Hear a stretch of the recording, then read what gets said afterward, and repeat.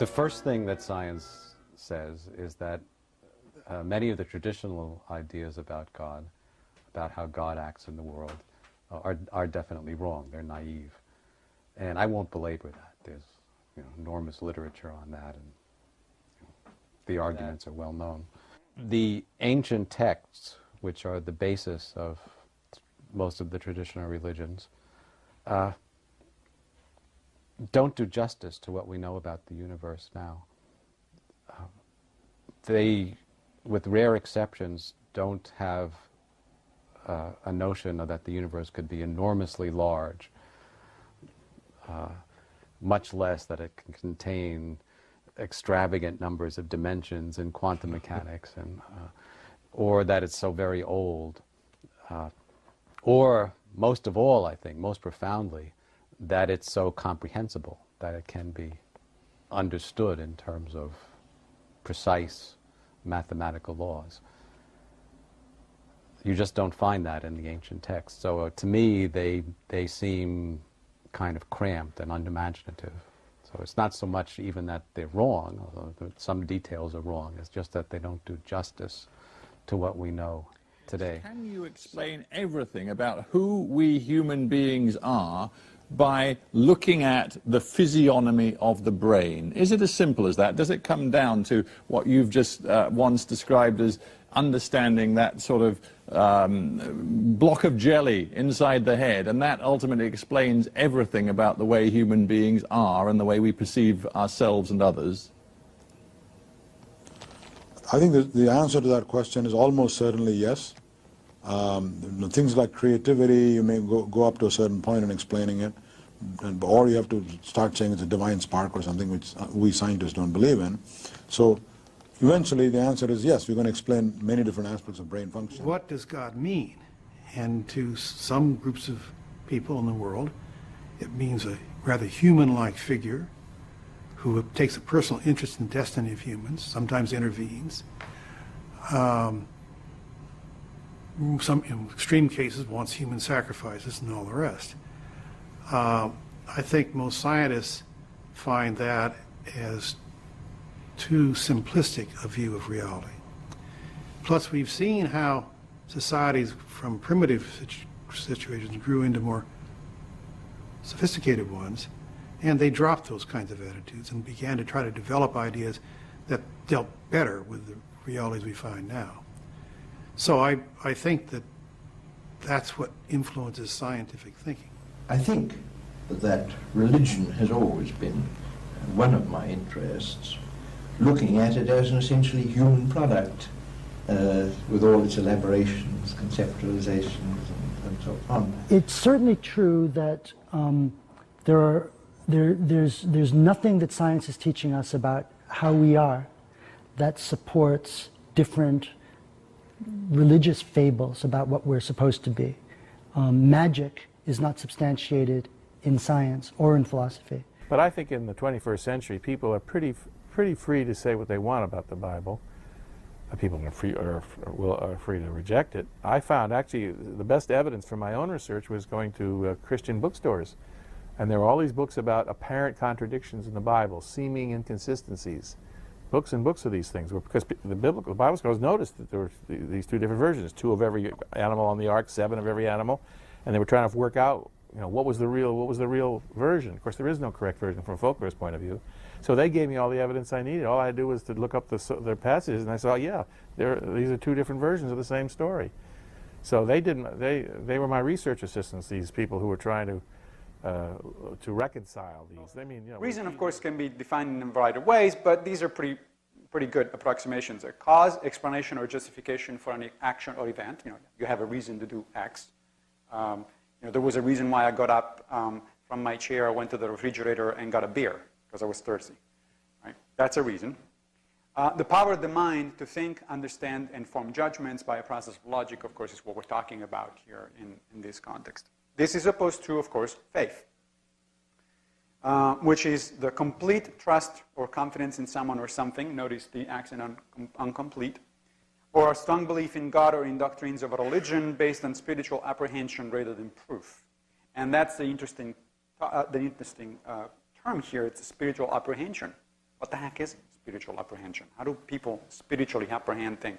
I can talk about how people logically or rationally think about certain things, but it is hard for me to get my mind wrapped around the idea of a spiritual apprehension. I suspect because there's no such a thing as spiritual apprehension. Because God or any other supernatural agent doesn't have what it takes to act upon physical things. That seems to me to be the underlying problem in all this. We extend our talk of things we're familiar with to God, forgetting how much it is based in familiar facts about the physical world. And we just suppose it's making sense. It looks similar language when we take it to this different domain. But science and superstition are never going to, you can never reconcile them. I mean, if you believe that truth lies in strange scrolls dug up from somewhere or other, written by someone, then there's no logical counter to that. Does the soul have a personality? Well, it turns out that if you have certain strokes in certain parts of the brain up here, your personality changes. You get a different personality. Well, without that part of the brain, whose personality is the soul? So the soul doesn't see, doesn't hear, doesn't think, doesn't have emotions, and doesn't have a personality. Okay, whose soul is it, and what good is it? It doesn't fit the usual notion of the soul as you are. I see that we have enormous amounts to discover. As a strategy for going forward as human beings, I believe atheism makes coherent sense. All the religions are in conflict with one another. They have different stories. They have stories which are based on insubstantial records. They all justify their stories, of course, by saying that there was some direct communication from a deity or other entity in the past that has led them to this line of belief. But I find those unconvincing, and particularly I find them unconvincing because of the conflict. This was my main argument when I was discussing it with my father. But I couldn't, and he found it obviously hard to answer that. It's one of the most difficult questions for believers to answer. If there's a law of non-contradiction, that is just to say that it's a claim that it's just fundamentally irrational to contradict yourself, I don't see any reason to conclude from that there must be some cosmic logician laying down that law. Well, similarly then, I want to say that with regard to the various moral requirements, we don't need a lawgiver for them to be genuine requirements. If we want, we can say, and in fact it seems to me a perfectly legitimate thing to say, that reason requires that we act in accordance with reasons. It lays down these various categorical reasons not to harm people, to aid them. And so we can personify reason in that way, but all we just mean, I think, is that there are these compelling, decisive, objective, categorical reasons to behave in certain ways and not behave in other ways. I have never had any feeling for the intelligent designer approach. The one thing is clear: it takes one great deal of intelligence to figure out what's going on, and I think there are more than a few people who, having figured some of this out, feel, well, they are somehow getting down to the same thought processes that went on in creating it all. That doesn't mean a thing to me. I am not against people being religious. I think it helps you a great deal. I'm against religion when it interferes in the lives of other people. I'm very happy to discuss this. In other words, if you believe, for example, that the fertilized egg is really a human being, which some people in religious organizations believe, then I'm very hostile to you because it's nonsense. This is one of my subjects, developmental biology. Or if, for example, you're against contraception for religious reason, and therefore AIDS, as it were, can become more common. So I'm not against people having a belief in God.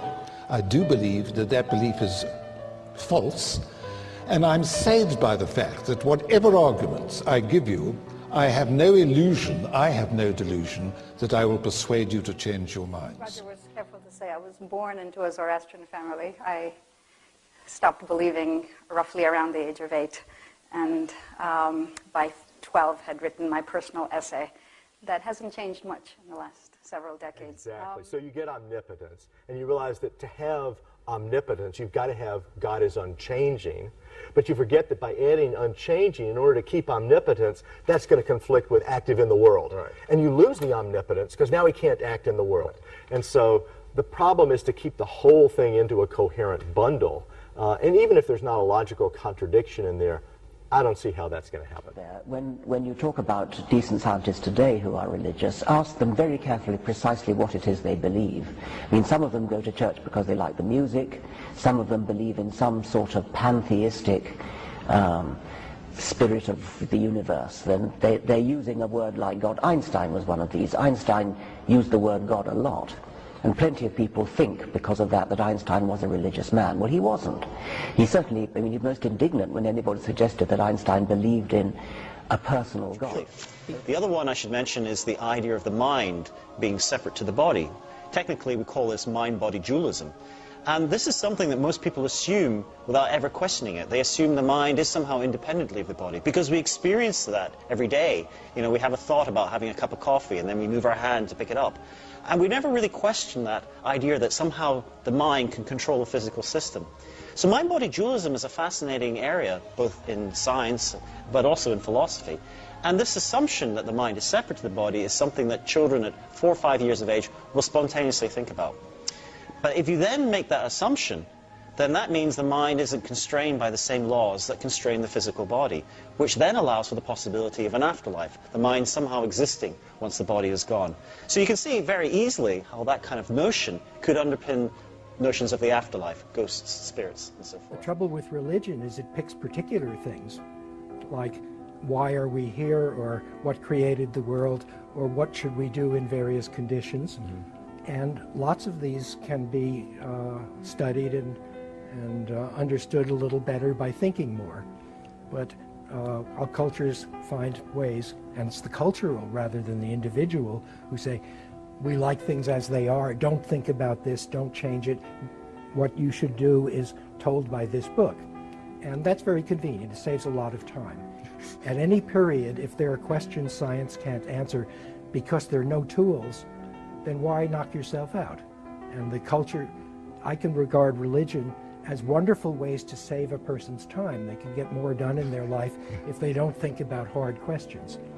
The only trouble is that most of the time those questions could be answered if you knew more. At the epistemological level, it is very clear that there was a fierce battle between science and religion, and that scientific advances showed that all so-called sources of religious knowledge were not valid sources of religious knowledge at all.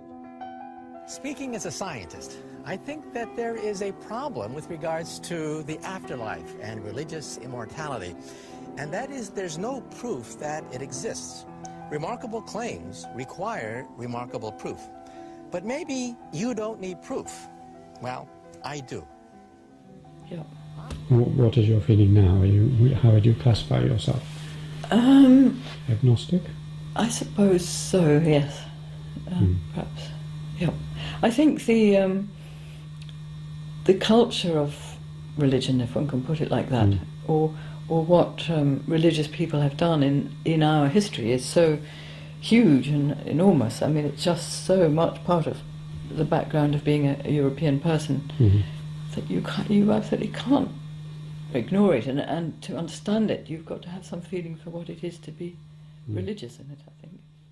So is there an alternative when you ask the why something exists? Must you have a personal creator, or is there something different? Yeah, this is a question I've thought about for many, many years. And of course, if you say that we exist because something else created this, and then something else created that, you're always sort of looking for one more thing that made that. But I think there is one kind of object out there which was clearly not created ever, and they are mathematical objects, like the cube. I'm not talking about a sugar cube or a particularly physical cube here, but just a mathematical object known as, to mathematicians, as the cube, or the dodecahedron, or the sphere, or a vector space or whatnot. These things, these concepts, they clearly exist outside of space and time. They were not, the cube wasn't created 14 billion years ago, right? And yet you still feel that it exists in the sense that it's not like we invented the cube. The whole idea that there could be a cube is very not arbitrary at all. I suppose I'm a rational humanist or something. If that's a bit of a cop-out. It's, yeah, I find myself quite annoyed, I suppose, by dedicated religious affiliation. But it gives a lot of comfort to some people, so I must be tolerant. I don't think it would be better if there were no Jesus. It's a matter of indifference. And there might have been, but it just seems to me the burden of proof is on the person who would say that there was, because it's just special pleading again. You want special treatment for your favorite savior. I mean, why are there no Mithraists or Apollonius of Tyana advocates out there making these cases? No, it's only representatives of fundamentalist Christianity. Here are a few statements that I think almost all of us would agree with. First, that I think Dawkins is right, that there's, the Noma idea should be discarded, and that if there are gods and creator gods, the world would be different and probably measurably different. Secondly, also as Dawkins says, we can't be certain. We can't all rate ourselves as 7 out of 7 on the certainty scale. But our world does not appear to be a world with gods. And if that is true, then the historical, cosmological, and causal claims of religions are mostly, or perhaps even entirely in some cases, false. So I do agree with Dan and with Sam Harris and with the other recent writers that the factual claims of religion are by and large false, and I would never say that we should hide that or shush it or do something because we don't want to upset them. So I'm on board with all of those claims. I think, we should fight creationism, and when asked, say that we don't believe in religion, but I don't think we should sort of upset those people who do, who are a very large number of reasonable and decent people. The total inability that God has to implement anything, to be in any form discernible.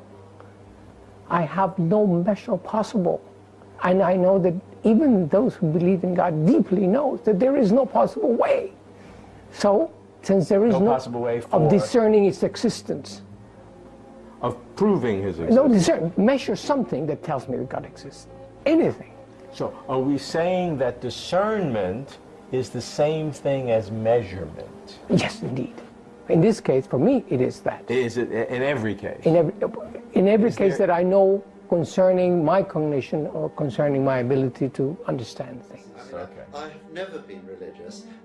My parents weren't either. And so it never seemed to me, I've never been able to connect with the religious way of thought. The way the data are now, it's pretty clear that there is only the physical brain. That we think and feel, make decisions and plan as a result of activity and processes in the physical brain.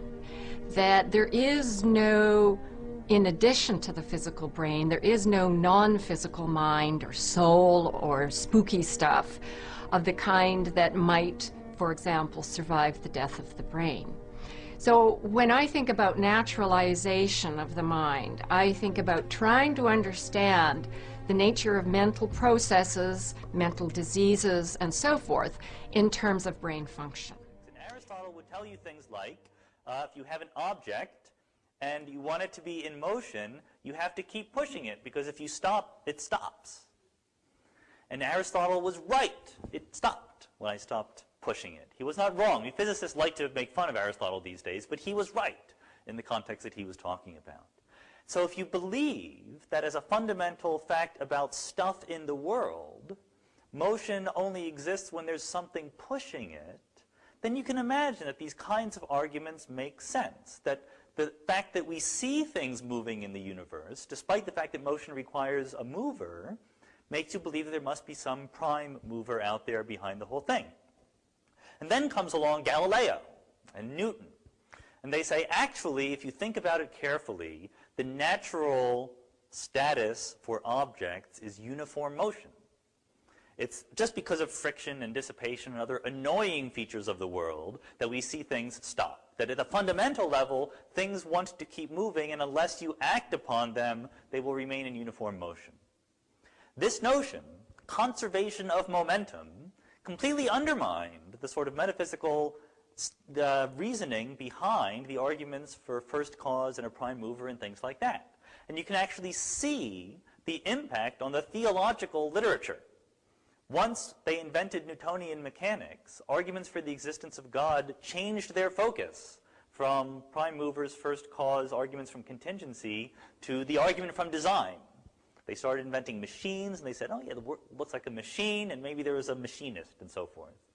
And then Darwin, to a good extent, undercut that argument, and then we are still living in the aftermath of that. The simple question that I can answer immediately is that about personal God. And that I don't believe. The God who concerns himself with human affairs. I don't think we have much evidence for that. As for more abstract God, I mean, some people suggest the level of abstraction which I think makes the concept pointless. If we identify God with the laws of nature, I don't see why we need another term for the laws of nature. Right. Until somebody defines what they mean by God and what they mean by exists, the question, does God exist, is nonsense. It gets you nowhere. But I would also add that I agree with DJ on the absence of evidence question. I mean, if you've got something that's invisible and impalpable, it's indistinguishable from something that's non-existent.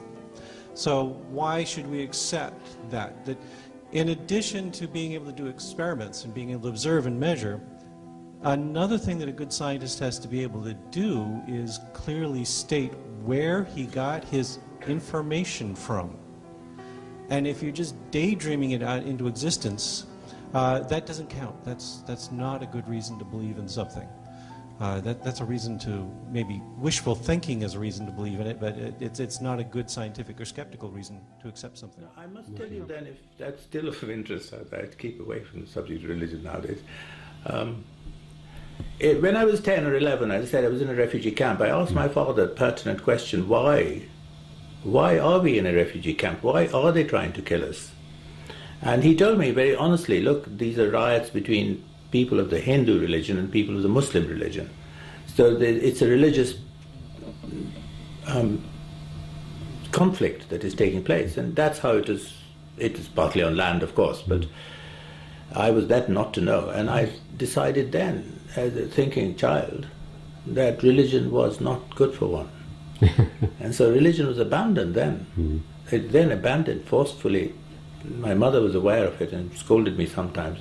You know, you mustn't do that. You don't understand, you're not old enough. But I had talked with him. He had been completely honest with me. And then he accepted that I would not have any religious belief after that. And that has remained the case. That has totally remained the case. And it remained the case as I sat through many religious services. Originally, reason and science was intended, was deism, not atheism. That we were going to use reason to discover about the Creator. And secondly, that this was suffused, at least in the proponents of enlightenment, with a profound sense of optimism that science and reason can improve the human condition. That's something that was true of the 19th century, but not now. So what happened? One thing is that deism morphed into atheism. So now deism, to the extent that it exists, only survives, as someone said earlier today, by encapsulating itself and protecting itself from any kind of empirical inquiry. So if you're going to use science and reason now, then you're going to be an atheist, not a deist. The Bible is the most widely purchased, most thoroughly revered, and probably most broadly misunderstood book in the history of human civilization. One of the things that's misunderstood, at least by my 19-year-old students at Chapel Hill, is that when we're reading the Bible, we're not actually reading the words of Matthew, Mark, Luke, or John. We're reading translations from the Greek language in which these books were written. And something is always lost in translation. And And not only that, but we're not reading translations of the originals of these books, because we don't have the originals of these books or of any of the other books of the New Testament. What we have are copies made centuries later, many of them many centuries later. These thousands of copies that we have are all different from one another in lots of little ways and sometimes in big ways. There are places where we don't know what the authors of the New Testament originally wrote. Now, for some Christians, that's not a problem because they don't have a high view of Scripture. For others, it's a very big problem. What does it mean to say that God inspired the words of the text if we don't have the words? Moreover, why should one think that God performed the miracle of inspiring the words of the Bible if he didn't perform the miracle of preserving the words of the Bible? If he meant to give us his very words, why didn't he make sure we received them? We've seen recently, as we've gotten a much better grasp of the way the universe is put together and of how universes might exist, that the parameters for our universe, things like values of fundamental coupling constances, appear to be at levels where they allow things like life to exist. Right. Now this of course is great if you want to believe, that God made the laws of the universe so that life could exist. But a more prosaic and less divine explanation is simply, there's these different branches of the multiverse, right? There are different values for coupling constants of nature, for these what we call fundamental constants of nature in each of them. And heck, we just happen to be in the ones that are where life can exist. Are you a chapel goer now, or? No, I'm not. No, I'm of course entirely agnostic or atheist? I'm entirely atheist, yes. And always have been. Yes. In fact, there were three experimental groups from prestigious institutions, Harvard, Duke, and the Mayo Clinic, that were doing had done excellent experiments on the efficacy of prayer. They all came out negative. These people, incidentally, were almost all believers. All the experimentalists were believers, as far as I could tell. But they were good scientists. They went where the data went, and the data did not support their beliefs. Obviously, they were hoping to demonstrate that God existed by showing that prayer worked. But it could have. The point is, it could have. People who say that science has nothing to say about God are just wrong. Because you can demonstrate that a God, at least a God, capital G God, I call it, the God that most people worship, not the deist God. The deist God is one that we could never rule out. We have no reason to believe in a deist God, but we can't rule that out. But the theist God, the God that plays such an important role in the universe, should have been detected by now, and that's the statement that I try to make, and that's, I think, the proper position that science would take. But we're ready to hear the evidence to the contrary. Family life absolutely absorbed by the synagogue, by bar mitzvahs. I was bar mitzvah.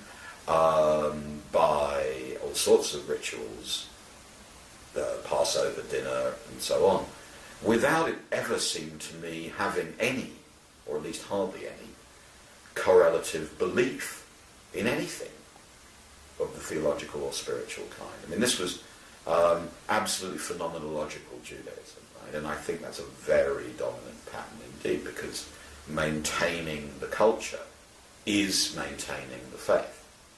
Right? Well, I know certain theologians would take the expansion of the universe as recognizing that we can therefore not realistically try to get God's ultimate purpose constrained within this universal history. So if we're going to have that, which we believe as theologians, I put myself in their place for a moment. Yes. Give me that largesse. So that they now have to have a mechanism of saying, okay, at some point or something, that God would have to make some transformation, because they can't have it naturally evolve because of what's happening in the accelerating expansion. Now, of course, I could imagine that there must be, I'm not sure, but I would imagine there must be theologians who could come at it from lots of different angles on that, right? One might say that, well, that would suggest that the ultimate purpose would be something, if it has to be ultimate in time, which isn't necessarily taken for granted, but let's imagine that the purpose has to end up somewhere, then maybe there's some reason that you want a very diffuse universe at the end, and we don't even know what that goal would be. So I imagine there'd be one group that would say that. Another group might say the only way to get the interesting things to happen in the middle is to have a universe that began this way and ends up that way. But right in the middle, you get all the interesting stuff happening. Right. I mean, it's just there's so many places that you could go with that same information that I'm not sure that it nails the case of is there a purpose that's written in the universe. So this is an example of, if you look at the empirical facts, this kind of religion probably works. So this guy is he's a priest, and people come to him when they're sick or when their children are sick, and he gives them special potions. And the special potions actually work very often because he had gone to the city, to the pharmacy, to buy medicines, and then he comes back to his town, and he has things like, antibiotics, and, the kids have inflammation, and he goes and gives them a potion. And the potions work often, right? So and then he gets a lot of wives. I mean, that's what he gets out of this, right? And then the people get better. So, it's hard to argue against that system. It works. It's completely, he's taking advantage of all these people, but he's making them better. So, it's fuzzy whether religion is good or bad. I think that my own personal opinion, it's pure opinion, is that, that's a lot of what religion is about. You see these witch doctors who come actually figure out how to help people. Over the years, I've never dissociated myself from the Jewish background, but never felt that I wanted to be identified as a religious. Well, I'm not a religious or Orthodox Jew, so I certainly haven't. The only times I've been back to a synagogue is when people got married and I wanted to attend the ceremony. And that's rare. I think the problem of theodicy is a very serious one. How does one explain the disasters in the world? I remember when Elian Gonzalez was rescued, so many religious people said, see, God is wonderful. He saved Elian Gonzalez with porpoises. Yeah, but what about the ones who died? Was God not responsible for their death? Oh, God works in mysterious ways. If you are willing as human beings to abdicate your intelligence to a being who you don't understand or know, what will that lead you to? It will lead you to being Abraham. In the Bible, God comes down and says to Abraham, kill your son. Abraham says, sure. And he's prepared to kill his son. And there have been many Abrahams in the past. I'd like just to discuss how mescaline works. And these hallucinogenic drugs have a very specific action in two ways. Number one, they produce fantastic visual hallucinations. And these are described by the people that have them, who've been very down-to-earth scientists, most of them, Ellis and Ware Mitchell and MacDonald Critchley, very well-known neurologists, as being more beautiful than anything they've ever seen in normal art. They are experiences of art, extremely powerful in all respects of color and shape and so on, what makes art. And so also some of these people have the kind of experience that Rama was describing, of sort of union with God, these mystical experiences, and so on. And these all act on the serotonin 2A receptors. There's a specific receptor in the brain which all of these act on. The 1A receptors, the inhibitory ones, there's one study done using imaging techniques, just recently published, of people who were two people, one group of people who were not psychologically interested in religion, and the other ones who were. And they measured the activation of the 1A receptors on binding using methods of imaging methods. And they showed that the people who were religiously inclined had a decreased binding, very significant decreased binding to the 1A receptors. So the 1A receptors were not working. And they're the ones that inhibit the activated ones by the LSD. So the two lines of evidence, the 2A receptors are activated by drugs that produce religious experiences, and the people who have them normally have an underactive system which inhibits it. If I take religion seriously nowadays, as I do, leading a number of recent projects at this institute, is very much, as a social scientist, interested in what holds communities together, and yes, also to some extent in the spiritual commitments that individual human beings are capable of. All of that I find extremely interesting, but I can't identify with any of it myself. And there have been areas of conflict between religion and science. By and large, religion has been on the retreat in those areas of overlap, as scientists discovered more about the real world, which did conflict with earlier myths or beliefs. And there still remain areas of deep conflict in biology and in cosmology. And I don't think there's much room for compromise there as a scientist. I mean, I think the truths that science reveals are truths according to the scientific criteria, period. And if they conflict with some myth, too bad.